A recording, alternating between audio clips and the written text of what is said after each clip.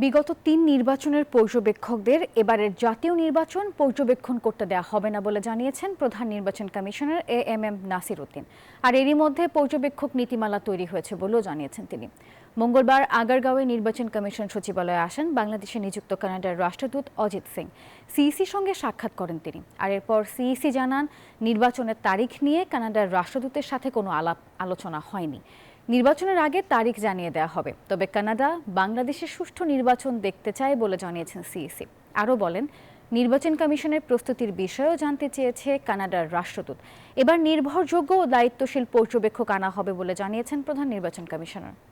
সমস্ত পর্যবেক্ষক গত 3টা নির্বাচনকে সার্টিফিকেট দিয়েছে যে খুব সুন্দর নির্বাচন হয়েছে, অ্যাকসেপ্টেবল ক্রেডিবল নির্বাচন হয়েছে। তো তাদেরকে কি আমাদের নেওয়া উচিত? আমরা নিব, দেখে শুনে নিব। যাদের এক্সপিরিয়েন্স আছে বিভিন্ন দেশে, তারা হয়তো ইলেকশন অবজার্ভ করেছে, ওই ধরনেরই আমরা নিব। মাইনাস দোজ যারা আগের 3টা নির্বাচনকে যারা সার্টিফিকেট দিয়েছে, এদেরকে কোনো মতেই না। বান্ডেল থাকলে প্রতি সেনমানিতে টাকা বাঁচবে। বিকাশ সেনমানি বান্ডেল কিনে জিতুন প্রতি লেনদেনে।